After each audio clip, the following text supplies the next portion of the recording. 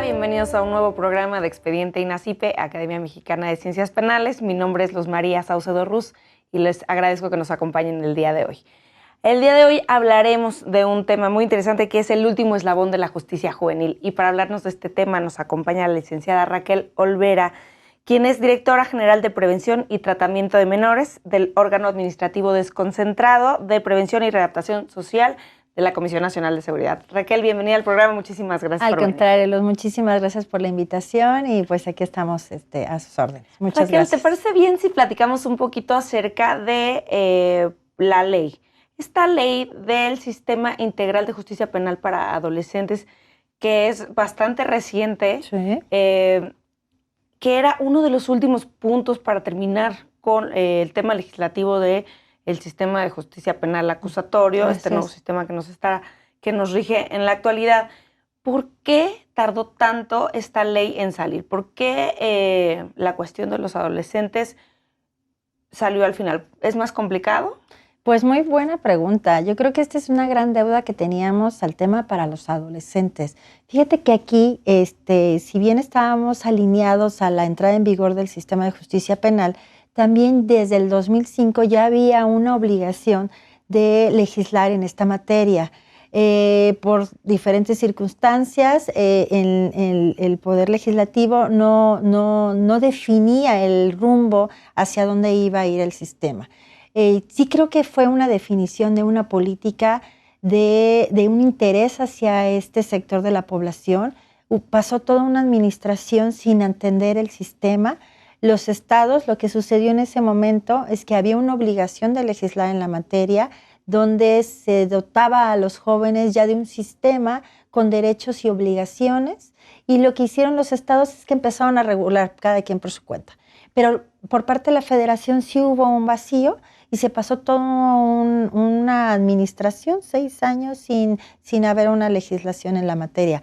Una vez que entra esta administración, una de las primeras acciones que se toma, eso dícese desde diciembre del 2008, fue la publicación de la ley federal, que regulaba a los jóvenes que cometían delitos del fuero federal para que no fueran atendidos también o continúan siendo atendidos por los estados. Y fue en este proceso donde se tomaron nuevas definiciones, el por qué. Había tanta apertura y no había una línea a seguir en materia de justicia que los estados empezaron a regular como podían y como pensaban, ¿no? Porque habían muy poca información de cómo debería de tener esta regulación. Entonces, tomando en consideración estas características, la decisión que se tomó por parte del legislador es legislar y homologar el sistema. Y entonces se abroga la ley federal y se asume una ley nacional. Esto que implica que se homologue todo el sistema de justicia para adolescentes. Esto quiere decir que desde las temporalidades, acciones, todo el sistema va a estar ordenado a nivel nacional. Esto quiere decir entonces que los estados que tienen sus leyes locales tendrán que alinearse a la ley nacional. Ya están todos alineados a partir de junio de este año que entró la legislación nueva, esta ley nacional, se abrogan todas las leyes estatales y hay una sola legislación. Esa aplica ya las leyes estatales general, exacto, y desaparecen las locales y todos tenemos que regularse todo esto. ¿Qué funcionó? Pues que hubiera una certeza en el sistema, porque si un joven cometía un delito en Veracruz, no era lo mismo que cometer un delito en Chihuahua. Entonces, ahorita ya hay una homologación en el sistema y una transparencia en los procesos, tanto en la imposición, en la aplicación, hasta en la ejecución de las medidas. Entonces, digamos que tenemos un sistema único a nivel nacional. Claro, se está implementando también a nivel nacional, que no es fácil, ¿no? Sí, claro, porque bueno, la ley sale en junio de este año. Y pues habrá que implementarla, claro. No es que ya esté todo listo. Y sale con una característica muy especial y muy compleja también para los operadores, porque se aprueba un día y entra en vigor al otro. Y implica que el personal tiene que estar capacitado, tiene que estar formado, y bueno, no es de generación espontánea, es un proceso, y dan una temporalidad de 3 años para dar todo el cumplimiento. Pero la legislación entra en vigor Y entonces tenemos toda una etapa o un proceso de implementación que puede durar 3 años. Durar hasta 3 años. Porque, bueno, la ley habla de que que todos los operadores de este sistema integral son especializados. Entonces, es correcto. Pues, habrá que tener operadores especializados. ¿Ya existen en todos los estados operadores especializados? Ya en todos los estados operan el sistema. Ahora lo que te pide la legislación es que se formen con esta nueva legislación, con las características y condiciones muy particulares que tiene. Pero ya en la gran mayoría de ellos tenían el Poder Judicial especializado y entre ellas habían algunos eslabones que no estaban complementados. Ahora la autoridad te obliga a que todo el eslabón de justicia, desde el que imparte, impone y el que ejecuta, tiene que estar especializado y exclusivo para adolescentes. ¿Y en qué consiste esta especialización? Se creó programas muy específicos para formar a los operadores en sus diferentes rubros. Dentro de la administración pública existe un programa rector de profesionalización que ahorita ya se definieron como toda una currícula y unas mallas para poder definir que este personal cuenta con las condiciones y las características para ejercer. ¿Qué es lo que se pide por parte del sistema? Por supuesto que conozca las partes muy técnicas del sistema, pero otro muy importante es que tenga la sensibilidad y condición de saber con quién está trabajando. O sea, que las características del adolescente son muy específicas y que no se tiene que diferenciarlas de un adulto. Porque es un adolescente, porque están transitando, lo que sucede y lo que transita por esa edad. Entonces, estas son de las cosas y de las sensibilidades que se les debe de dar a los operadores para poder trabajar con esta población. Entonces, una vez que ellos cumplan con estos programas, se podría decir que ya tienen las condiciones para poder operar. No todos los operadores deben de tener todos los conocimientos. Claro. Es decir, el que detiene a un adolescente en flagrancia debe saber cómo atenderlo, ¿no? Y cuáles son los derechos que tiene un adolescente. Que no es lo mismo de un personal, digamos, de custodia, un técnico que lo va a tener trabajando las 24 horas del día y por todo un cumplimiento de una medida de, no sé, hasta 5 años. Entonces, según el nivel de intervención de estos operadores, son los conocimientos que deben de tener, pero todos deben de estar especializados, ¿no? En cierta medida para cumplir su función. Y esta ley está, bueno, me imagino que sí, alineada al sistema de justicia penal acusatorio. ¿Esto Correcto. hizo que cambiara mucho la naturaleza de cómo se manejaba anteriormente? Sí, por supuesto, porque no todos los estados tenían el sistema de acusatorio a través de la oralidad. Habían estados que tenían el sistema mixto, había unos que todavía estaban en el sistema, en los procesos sumarios. Entonces, ahora se obliga que todos los procesos serán orales y con sus características y condiciones muy específicas que se establece por el sistema de justicia, por supuesto. Podríamos hablar de algunos, porque bueno, tendrá muchos beneficios esta ley nacional del sistema integral de justicia para adolescentes, pero algunos de los principales beneficios me llaman la atención esta ley, que es una ley súper completa, o sea, viene lo que podríamos podríamos ver el Código Nacional de Procedimientos Penales comparando, ¿no? Más la parte de prevención, más la parte de ejecución, ¿no? De las leyes de ejecución, todos en una ley. Sí. ¿Cuáles son los beneficios principales de esta ley y de que sea tan amplia? Bueno, pues lo has dicho, se define todo un sistema de justicia, ¿no? Desde quien hace la detención del adolescente, quién es el que va a juzgar al adolescente, las condiciones y características, el que se lleva todo el proceso dentro de la legislación. ¿Esto qué significa? Recordaremos que antes los jóvenes no eran considerados que cometían delitos, se consideraban que eran sujetos de derecho y por lo tanto no tenían la decisión y la responsabilidad de los actos que cometían. Aquí sí, dice, el joven es responsable y por lo tanto hay que hacer un proceso, pero que tenga derechos y obligaciones. Antes cometían infracciones, como si tuvieras pasado un alto, podía matar a un adolescente, se pasaba un alto, pues era una infracción y cada 3 meses se decidía si el adolescente continuaba y no con su proceso. Ahora no.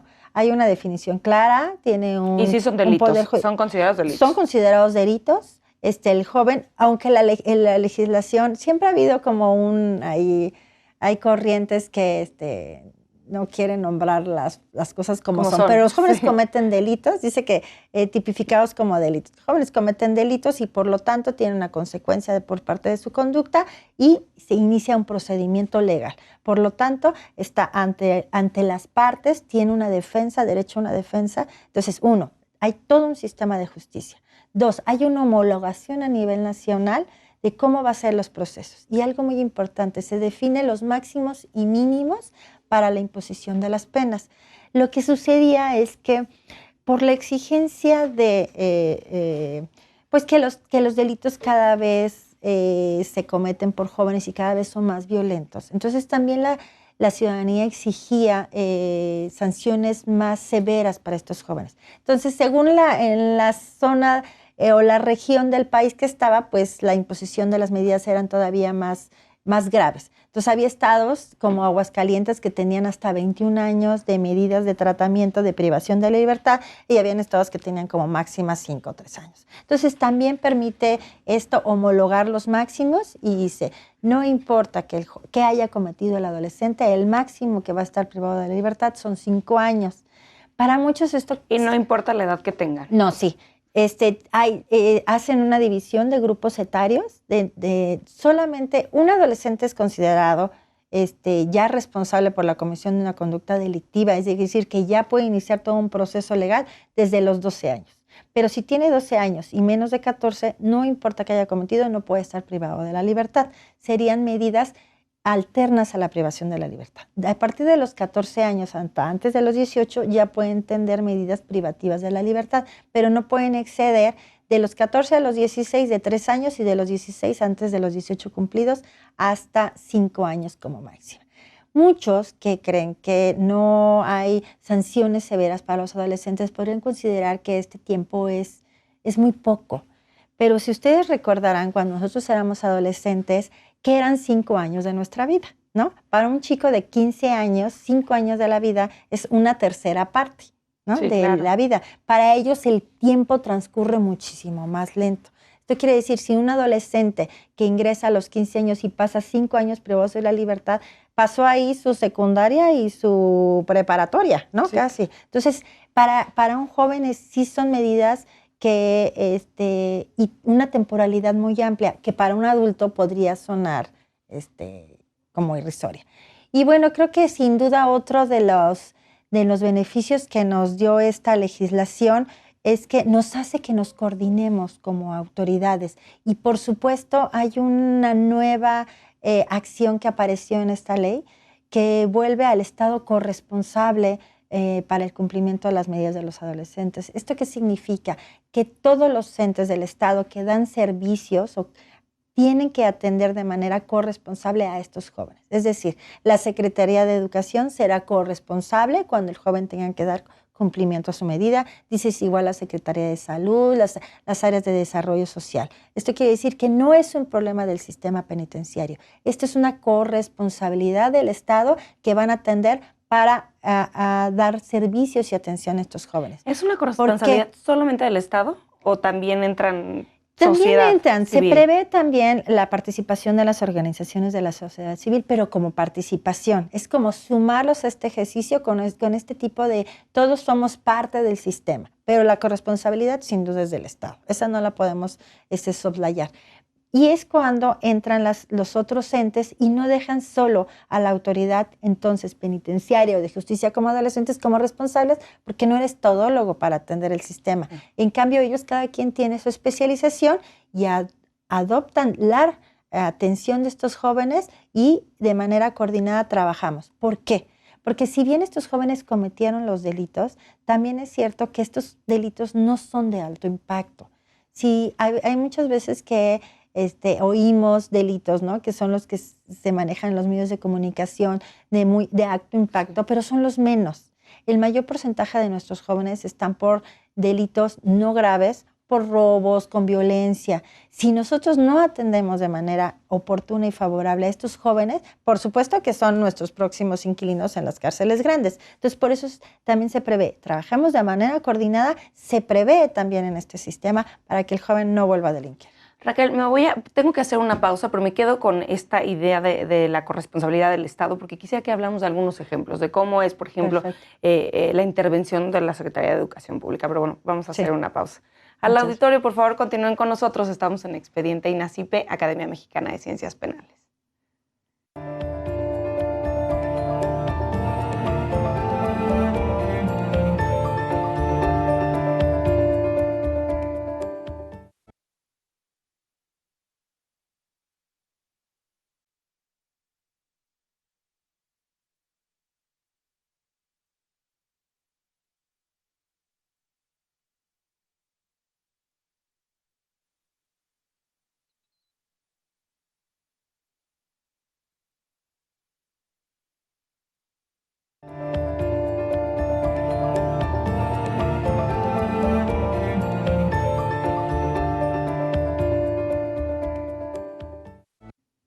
Gracias por continuar con nosotros en Expediente INACIPE, Academia Mexicana de Ciencias Penales. Les comento que pueden estar en contacto con nosotros a través de las redes sociales del canal judicial que aparecerán en sus pantallas a lo largo del programa y también en nuestro Twitter que es @expediente_. Los invitamos a seguirnos y darnos sus comentarios y sugerencias acerca del programa.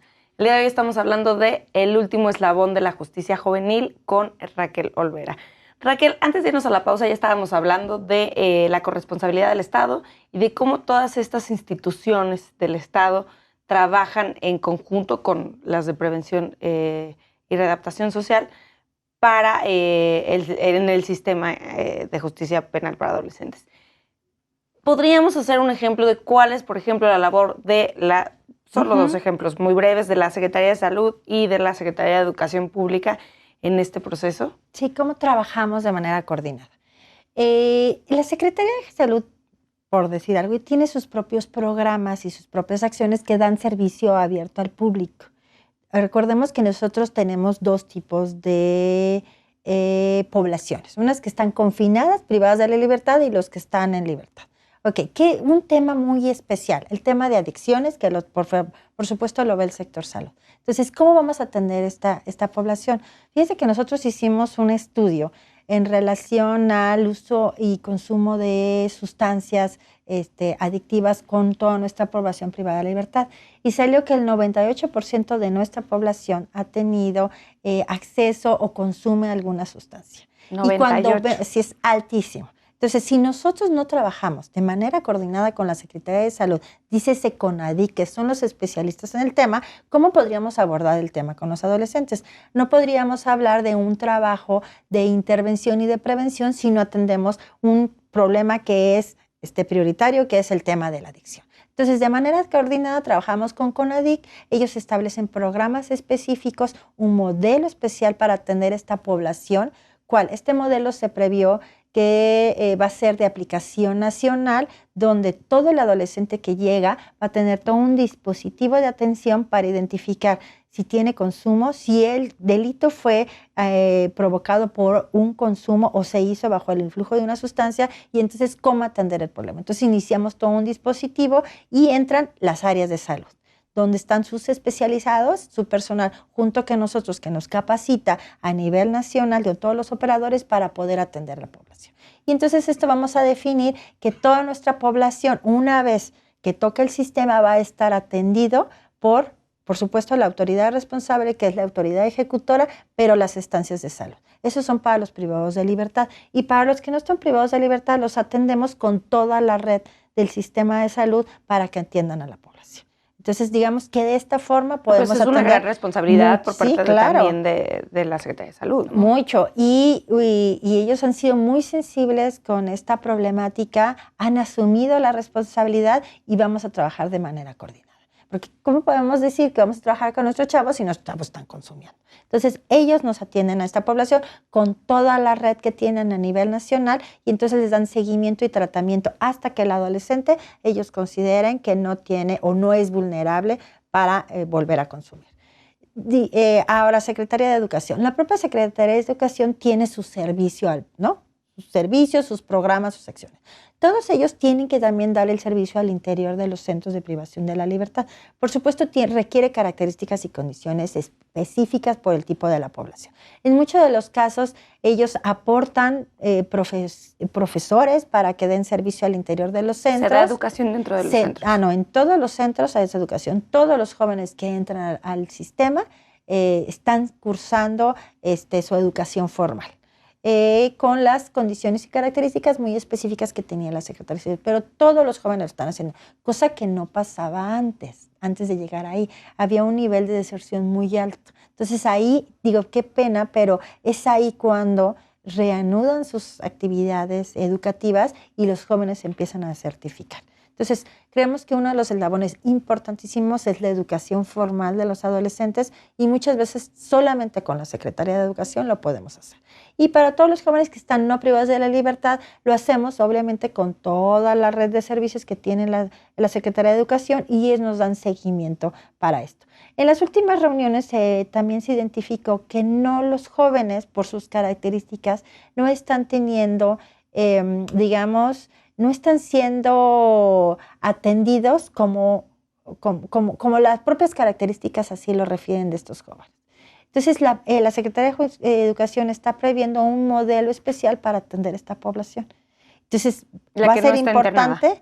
¿Mande? La que no está internada. Tanto para los que están internados, para los que no están internados. ¿Para qué? Para que ver qué es lo que falló dentro del sistema, cuáles son las características de los jóvenes para volverlos a captar y que vuelvan a retomar sus actividades formales educativas, pero con modelos mucho más novedosos y que cumplan con las características y condiciones de esta población. Entonces, ya verás que el trabajo con las otras instancias especialistas es muy importante y eso nos permite desplazarnos a nivel nacional y dar un mejor servicio para los jóvenes. Es un proceso que sí efectivamente está iniciando. Hay muchos estados que ya lo vienen haciendo, pero digamos que ahora es una responsabilidad.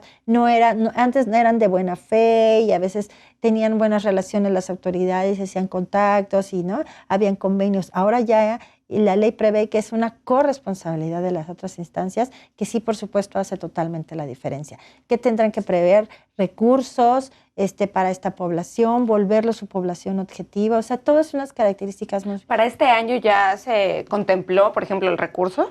Como la legislación se previó en verano de este año, pues ya estaban pasados los presupuestos. Como no estamos hablando de una población muy extensa, a lo mejor no se requiere como programas muy específicos o que asignación presupuestal muy fuerte para esta población, pero sí, digamos, la intención o de generar las acciones y los programas para ellos, ¿no? No tendrás que hacer mucho despliegue de recursos, simplemente... Pero que estén contemplados. Claro, ubicarlos como tu población objetivo y empezar a hacer acciones contra ellos. Y entonces ellos entran a tus programas, ¿no? Y empiezan a ser beneficiados. Perfecto. Raquel, vamos a especificar por qué se llama este programa El Último Eslabón de la Justicia Juvenil.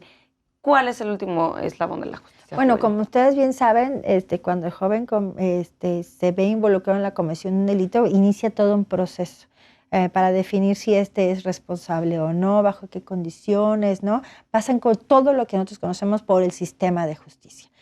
¿Y qué pasa ya cuando al joven se le considera que sí es responsable de la comisión de una conducta delictiva? Entonces, se lo ponen a disposición de una autoridad responsable. Esto se llama la Autoridad Administrativa Especializada para Adolescentes.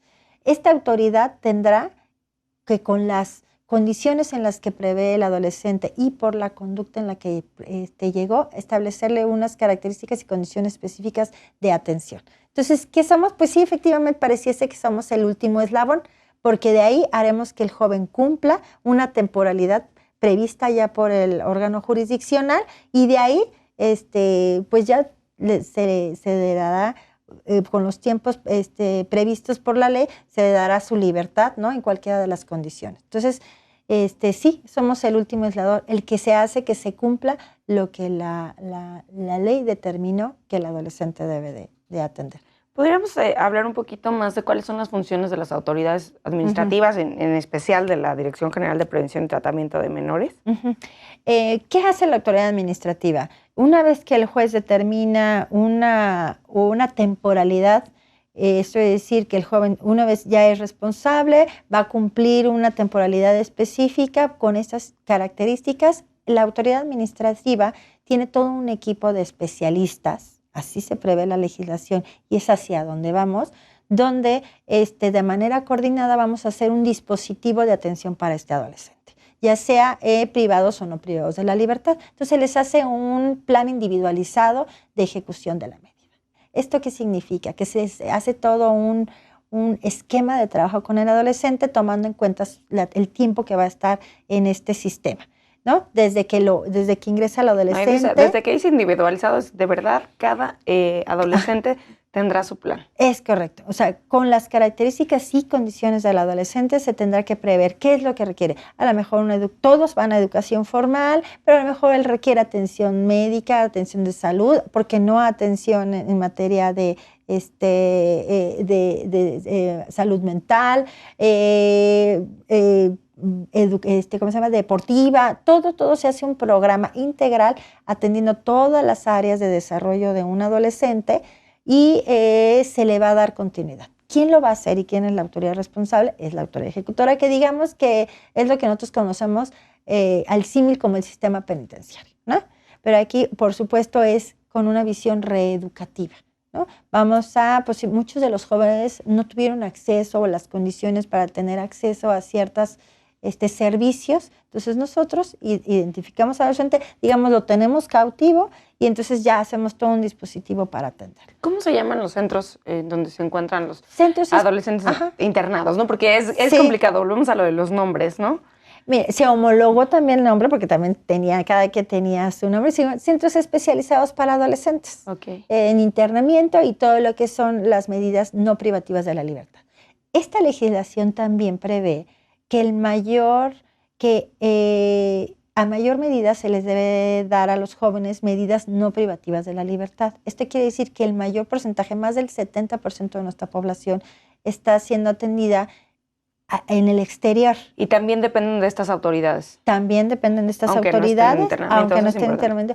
Pero ese es el gran reto que tiene este sistema y esta autoridad. Porque el joven que está confinado, pues lo tenemos ahí, tienen un programa muy específico, una hora de levantarse, a la escuela, ¿no? Haces todo un proceso de acompañamiento en el día a día hasta que este joven egresa. El gran reto es aquel joven que sigue viviendo en su comunidad real, dentro del barrio, y que tienes que hacer todo un dispositivo con este joven. Uno, hacer que las condiciones del entorno exterior se den para que el joven no abandone el tratamiento y podamos nosotros acompañarlo. Este es el gran reto que tiene el sistema y ese es lo que busca, que el joven se pueda ir integrando sin estar privado de la libertad. Me decías que más o menos es un 70%. Más del 70% de la población está bajo estas condiciones. Y también es cierto que hay que reconocer que es el proceso que menos tiene trabajado el sistema, ¿no? El Estado. O sea, a lo mejor en los centros estamos como más atendidos, estamos con mejores condiciones tal vez, ¿no? No son las óptimas, tenemos que ir mejorando, pero ahí están. Pero muchas veces que estos jóvenes que están atendidos en procesos no privativos de la libertad no tienen las condiciones y el seguimiento. Y ese es yo creo que el mayor reto que tenemos nosotros como Estado y que también lo tenemos que hacer con el resto de las instituciones gubernamentales. Y es aquí donde entran las organizaciones de la sociedad civil, donde también ya tienen la experiencia y formación en esta materia y muchas veces se derivan a jóvenes o ellos mismos acompañan a estos jóvenes en libertad. Y bueno, es poco tiempo el que lleva caminando este sistema integral, pero ¿tienen alguna referencia de cómo ha estado funcionando estas penas que no son privativas de la libertad? Bueno, como tú dices, es muy nuevo el sistema. Ahorita aún estamos en la implementación de estas autoridades, en la formación de sus condiciones y sus características para que tengan los conocimientos para dar el seguimiento adecuado para esta población. Es un proceso largo. ¿Cómo se mide si el joven no reincide? Entonces, un joven llega al Claro. sistema, se le empieza a dar el acompañamiento, tiene que cumplir su medida no privativa y si es efectivo o no, solamente a los años nos los va a decir que este joven no reincide en su conducta delictiva. Y también este sistema integral contempla a la víctima, porque bueno, en el sistema de justicia penal acusatorio, bueno, se tiene a la víctima como ya como parte y se le ha dado pues la importancia que tiene el papel de la víctima. ¿Qué sucede en el sistema integral? Ese es un tema muy importante. El adolescente lo tenemos que hacer consciente de la conducta que cometió y el daño que le hizo a la víctima. Nosotros podemos hacer todo un excelente dispositivo de trabajo con el adolescente, es darle herramientas, pero si ellos no entendieron el por qué llegaron ahí y el daño que cometieron, lo va a volver a ocurrir. Entonces, por eso son todos los procesos restaurativos, importantísimos que sí prevé esta legislación. Entonces, todo el adolescente que esté cumpliendo una medida tiene que pasar por un proceso de entender el cómo llegó ahí y el daño que ocasiona. Y entonces evitamos que se vuelva a cometer. Entonces, sí, por supuesto, se prevé la víctima, no necesariamente como todo proceso restaurativo, estos ejercicios no se hacen directamente con la víctima que ocasionó, pero a lo mejor sí quienes vivieron estas mismas daños y el adolescente sí se da cuenta y se concientiza de la conducta que elaboró, por supuesto. Y por supuesto, a la víctima se le tiene que resarcir de una u otra forma el daño. Cuando se trata del tema de adolescentes, no es tanto un daño pecuniario, es decir, cuánto costó, ¿no? Porque a veces el adolescente no tiene cómo dar cumplimiento y entonces la obligación se transmite a los padres. Aquí lo que se prevé es que sea el adolescente quien cumpla con esta obligación de la reparación del daño. Sí. Y muchas veces la propia víctima son sensibles y nos han ocurrido casos donde dice la mamá, yo entiendo que el joven no puede pagarme la vida de mi hijo, lo único que quiero que entienda cuál es el daño y lo que ocasionó. Dice, son 10,000 pesos la reparación del daño, eso no vale la vida de mi hijo, pero sí quiero qué es lo que representa y que esté sensible y consciente. Y entonces el chavo le hace el clic, ¿no? Cuando vive esos procesos restaurativos, se sensibiliza y se concientiza. Y también pues la víctima tiene que tener un poquito más de conocimientos acerca del sistema, porque, por ejemplo, puede pasar lo que está pasando con el sistema de justicia penal acusatorio, que las víctimas piensan que porque el imputado no está dentro de prisión en el proceso, no se está haciendo justicia, ¿no? Sí, es entonces muy lo delicado. mismo podría pasar con el sistema de justicia para adolescentes y más si el 70% de los adolescentes están cumpliendo sanciones que no son privativas de la libertad.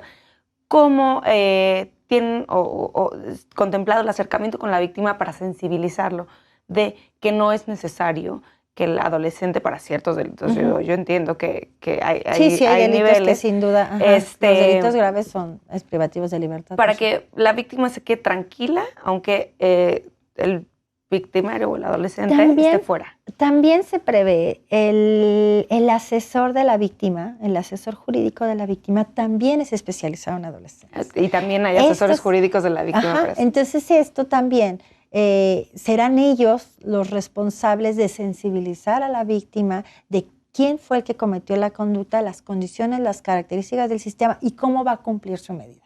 ¿Para qué? Para que él precisamente no se quede con la sensación de que no ha sido resarcida el daño que ocasionó. Entonces, por eso sí es muy importante que se inserten en procesos restaurativos, que ellos vivan el proceso, no necesariamente con el victimario, con el agresor, pero sí vivir todo este proceso de manera junta para que la víctima sienta que sí fue resarcida su conducta, ¿no? Entonces es un proceso muy importante en el que deben de entrar y será un papel que por supuesto los asesores de víctimas tendrán que hacer cumplir.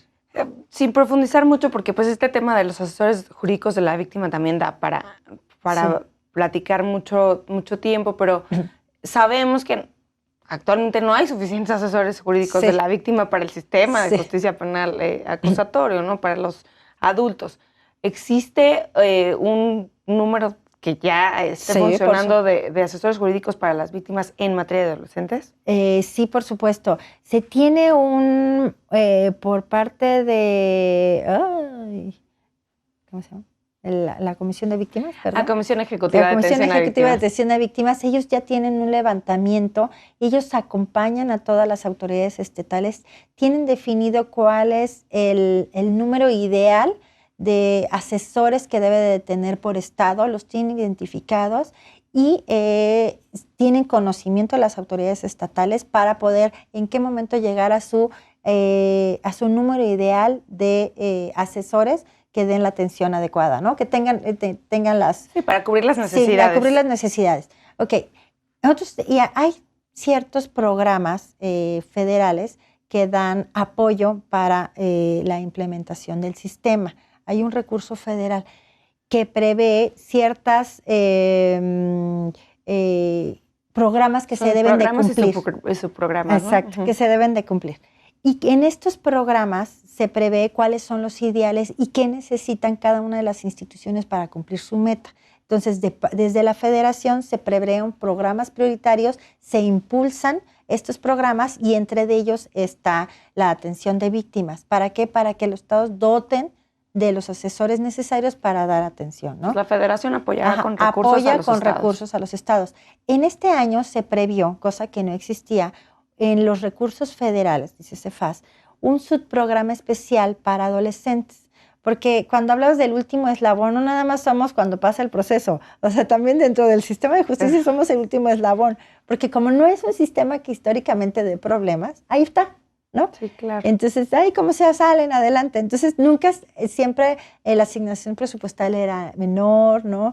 No volteaban a verlos. Como dependen normalmente de las autoridades penitenciarias, pues los problemas están arriba y los jóvenes, como sea, salen, ¿no? Entonces, también ahí va también el nombre. Somos el último eslabón del sistema de justicia donde se prevén los menos recursos posibles.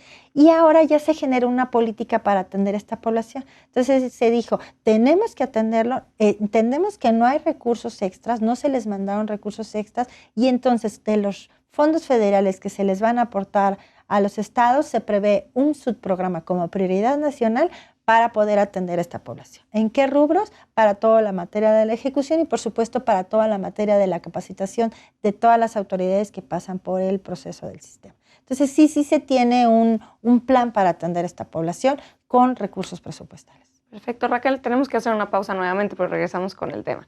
Al auditorio, por favor, continúen con nosotros. Estamos en Expediente INACIPE, Academia Mexicana de Ciencias Penales.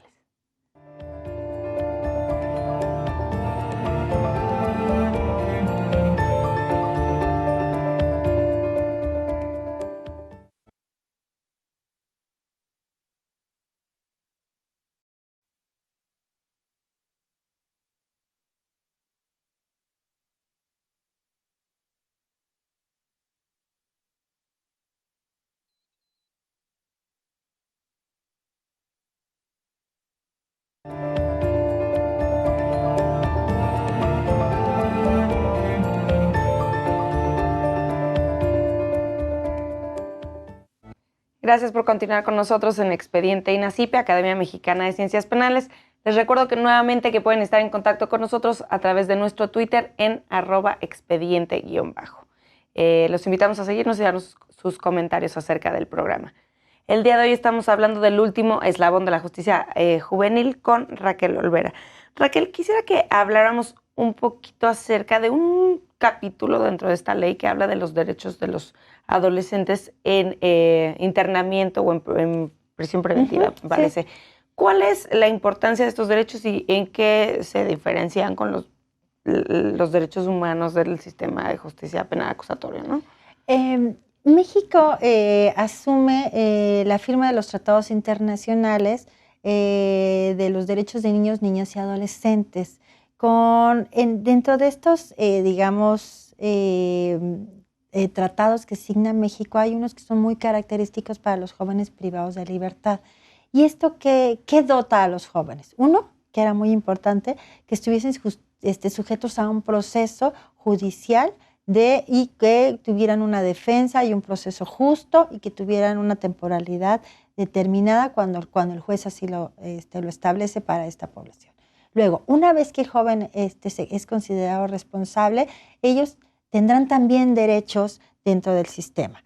¿Qué significa esto? que tienen que tener derecho a la educación cuando están privados de la libertad, derecho, ¿por qué no?, a una atención de salud adecuada, a tener derecho a una visita íntima, a las niñas a poder estar con sus hijos menores adolescentes por un periodo específico y que sean atendidos también junto con ellos para que vivan este proceso de acompañamiento juntos. Entonces sí hay toda una serie de derechos que se les establece con características muy especiales a los jóvenes que están transitando por el sistema.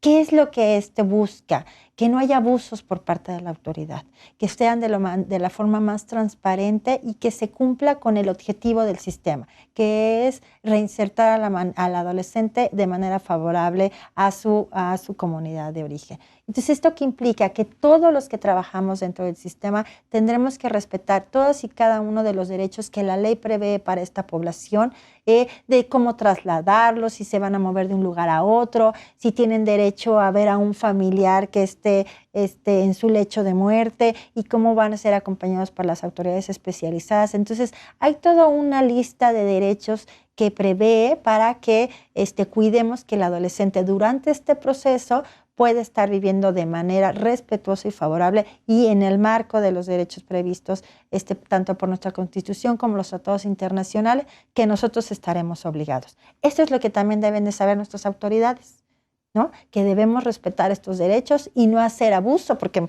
muchas veces se presta a que dentro de espacios confinados pueden haber violaciones de derechos. Entonces, tenemos que estar vigilando mucho esta etapa, digamos, para que los jóvenes se les esté dotando de todas sus garantías y derechos que las leyes les facultan. ¿Quiénes son los responsables de supervisar esta etapa de ejecución, por ejemplo, ¿no?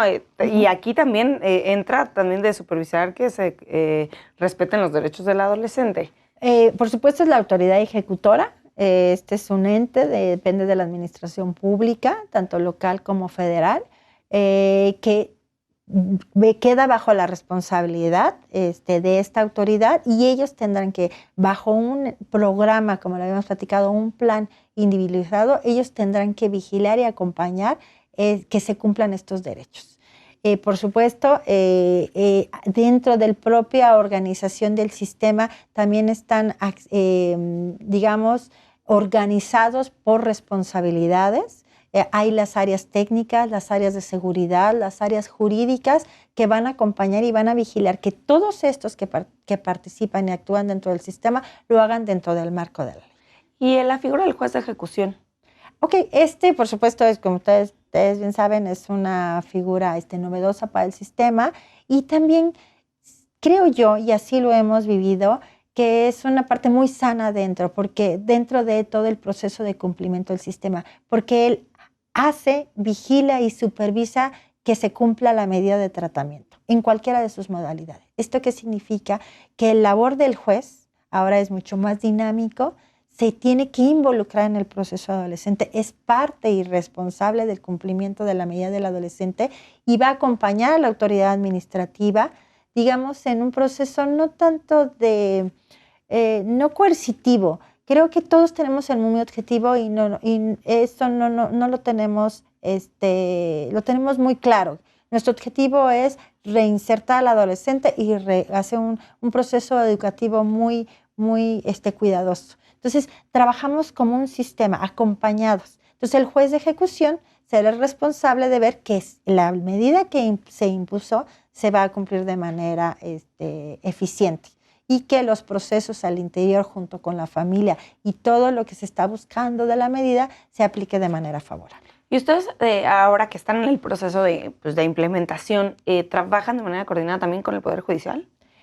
Bueno, nosotros tenemos que trabajar de manera coordinada. Eso es un sistema, ¿no? Que desde que inicia el primer eslabón, en este caso que es desde la policía y el Poder Judicial, trabajamos de manera coordinada para lograr nuestro objetivo. Si no, seríamos, yo digo que si trabajamos discontinuo, seríamos como la familia divorciada, ¿no? El papá dice una cosa y la mamá dice otra, claro. Y entonces, no, tenemos que trabajar de manera coordinada para que sobre una sola línea veamos lo que mejor le beneficia al adolescente. Y no nada más hablamos de manera lineal con el sistema, sino que también de manera nacional.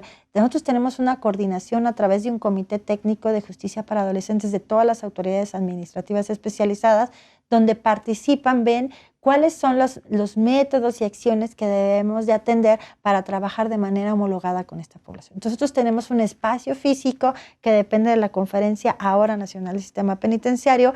Ya la ley prevé que esta figura se independice y sea una conferencia especial de autoridades especializadas en justicia para adolescentes, donde de manera coordinada y a nivel nacional estemos previendo qué es lo mejor para nuestra población. Si un adolescente cumplió un delito en el noreste del país y su origen es del sur, pues entonces entre la coordinación de los estados se verá cuál es el interés superior de este adolescente y si a él le beneficia, pues se le transitará a su comunidad de origen para poder tener una reinserción más favorable. Entonces, no nada más de los sistemas, sino las propias autoridades tenemos que estar coordinados, ¿no? El objetivo es muy claro. También mencionabas de la familia, de la persona responsable del adolescente. Quisiera que platicáramos un poquito de esto, porque también en la ley hay un apartado donde se habla de las personas responsables de los adolescentes. ¿Qué papel juegan? Hablábamos de que en la reparación del daño, por ejemplo, se trata de que la responsabilidad y la reparación del daño no se transfiera, sino quede en responsabilidad del adolescente. Así es. Pero ¿cuál es el papel que juegan estos tutores o responsables de los adolescentes? Sin duda, el papel de la familia es fundamental. Y aquí se habla que la reinserción es familiar y social. Nosotros se prevé que si nosotros no podemos dotar a la propia familia de herramientas para que reciban ahora al adolescente con estas condiciones muy peculiares con las que ya va a volver, ¿no? a la casa, al hogar, entonces no estamos favoreciendo a la reinserción. Entonces es importantísimo la participación de la familia. Entonces, dentro del plan individualizado de adolescentes se prevé la participación de la familia.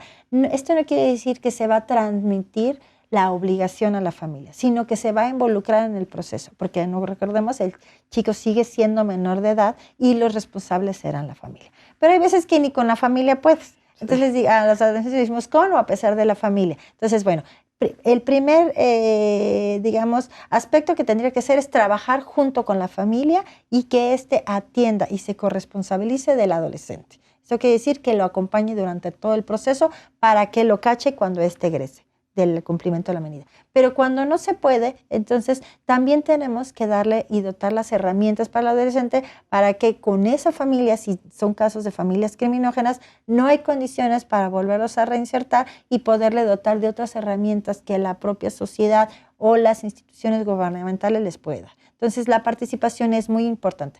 Y durante todo el proceso por el que transita judicial, por el que transita el adolescente, la ley prevé que es un derecho que el adolescente esté acompañado por su familia. Esto quiere decir que sea informada de manera inmediata, que lo acompañe, que tenga conocimiento del proceso, si se le va a imponer una medida, cuáles son las características y condiciones de esta medida para involucrarlo. Y que a medida que la familia esté mucho más involucrada en el proceso, nosotros también creemos y lo hemos vivido que arropa al adolescente y lo cacha en el momento adecuado con las condiciones y las necesidades que requiere. Oye, Raquel, ¿existe algún registro o queda registro de los adolescentes que estuvieron internados o que cometieron algún delito que quede como antecedente penal para su vida adulta? Es muy buena pregunta. No existen antecedentes penales para adolescentes. Es parte de los derechos que se les dota a este sector de la población. Se considera que por la edad que cometieron el delito y cómo transitaron, no es necesario que sean marcados, cosa que si los marcas con un antecedente penal, le das menos herramientas para su reinserción futura. Entonces, si es adolescente, no hay antecedente penal. Si, por ejemplo, si continúan siendo adolescentes, sí existe como reincidencia dentro del sistema integral de justicia para adolescentes. Por ejemplo, si algún adolescente cometió un delito y pudo pasar la sanción que no fuera privativa de la libertad y cometiera nuevamente el delito, o sea, la reincidencia, ya ese sí se tiene un registro. Pero si es menor de edad, nada. Así sea el reincidente habitual, claro. Aquí estamos en el sistema para evitar que eso suceda, por supuesto. Pero mientras seas menor de edad, no va a existir. Si el delito lo cometiste a los 17 años, 364 días, no va a haber un antecedente penal. Perfecto. Sí. Raquel, nos quedan 3 minutos y quisiera que habláramos de cuáles son los retos que hay mucho camino todavía por caminar en materia de justicia para adolescentes, pero ¿cuáles son los retos para el 2017, para este año, en materia del sistema integral de justicia penal para adolescentes? Sin duda hay 2 nuevas figuras que prevé ahora la legislación que históricamente no hacía la autoridad, que es la evaluación de riesgo y la supervisión de medidas cautelares.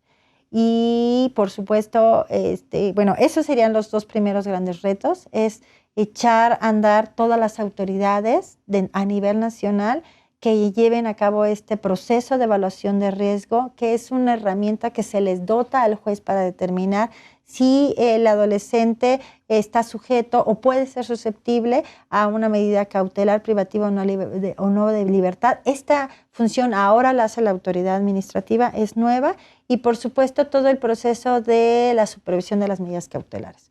Si el adolescente, el juez ha determinado la imposición de una medida, pues ahora será la autoridad ejecutora quien deba de cumplirla. ¿Esto qué significa? Que debemos de tener la organización y la estructura para dar una debida supervisión a esta población. Y por supuesto, como le decíamos, el gran reto está en el más del 70% de los jóvenes que están en medidas no privativas de la libertad. Hacer una supervisión adecuada, a dar un cumplimiento y haber una muy buena coordinación entre todas las autoridades para cerrar el sesgo y que el adolescente no encuentre un hueco por el cual se nos pueda fugar y vuelva a hacer la comisión de otra conducta delictiva. Entonces, entre mejor organización tengamos entre autoridades e instituciones gubernamentales, menor posibilidades tenemos en que el joven pueda volver a reincidir. Entonces, creo que sería a corto plazo uno de los mayores retos que tiene el sistema y en eso se están abocando, digamos, las energías para ello. ¿Se tienen contemplados indicadores para poder medir cómo está funcionando? Sí, por supuesto, se hizo dentro de los recursos federales, se definieron metas a cumplir, tanto desde los programas de capacitación como programas para desarrollar 4 rubros específicos que dijimos que sería toda la implementación de las medidas de la supervisión de medidas cautelares, la evaluación de riesgo, supervisión de medidas no privativas de la libertad y, por supuesto, mejorar las condiciones al interior de los centros. Se manejaron entonces como 4 programas prioritarios y se pusieron metas muy específicas, evaluación para llevar a cabo una evaluación y una supervisión, y nosotros daremos acompañamiento a los estados como autoridad federal para ver si estas metas se están cumpliendo como se tiene lo previsto y el compromiso que tienen, por supuesto, cada uno de los estados. Pues muchísimas gracias, Raquel. Estaremos muy al pendiente de cómo funciona o funcionará al 100% este sistema integral. Muchísimas gracias por venirnos a platicar. Al contrario. Muchísimas gracias y gracias por atender el tema para que no nos dejen como último eslabón. Muchas gracias. Gracias. Al auditorio les agradezco que nos hayan acompañado el día de hoy y los invito a que nos acompañen la próxima semana en un nuevo programa de Expediente INACIPE, Academia Mexicana de Ciencias Penales.